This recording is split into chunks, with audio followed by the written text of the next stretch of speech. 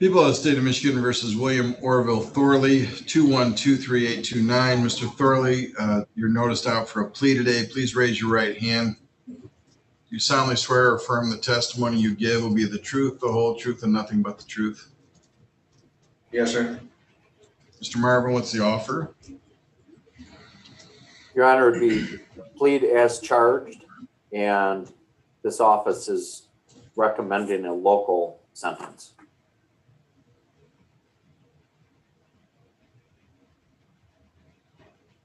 Is that correct, Mr. George? That's correct, Your Honor. All right, Mr. Thorley, the offer is that you plead to a charge of possession of methamphetamine, a felony punishable by up to 10 years and or a fine of up to $15,000, and unless sentenced to more than 1 year in prison, the court shall impose license sanctions.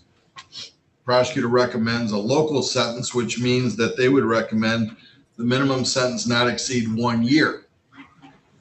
And if I decide at the time of sentencing I cannot go along with that, I would notify you of that fact. I would notify you of what my anticipated sentence would be. Then you would have a chance to talk with Mr. George about whether you want to withdraw your plea.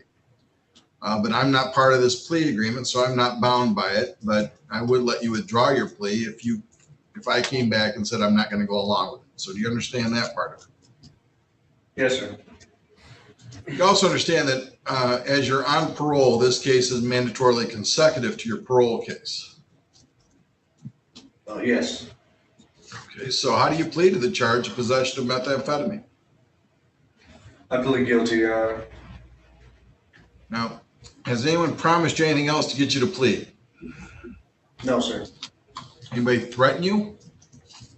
No. You're doing this of your own free will. Yes, sir.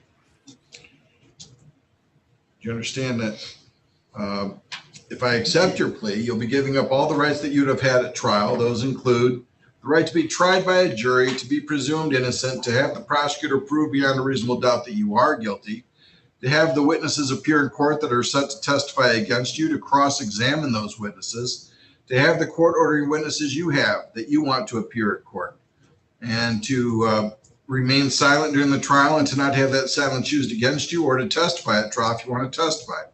You understand you're giving up all those rights? Yes, sir. You also understand that if your plea is accepted, you may be giving up the right to appeal certain issues that would otherwise be appealable if you were convicted at trial. Further, any appeal for your conviction and sentence pursuant to the plea would be by application for leave and not by right. Yes, sir. It alleges that on or about April 17th of 2021, you were in the city of Three Rivers, County of St. Joseph, State of Michigan. Is that true? Yes, sir. And that you did knowingly or intentionally possess methamphetamine at that time. Where was the methamphetamine? It was in the pipe was in my hoodie pocket, and then the bag was in my other pocket on my side.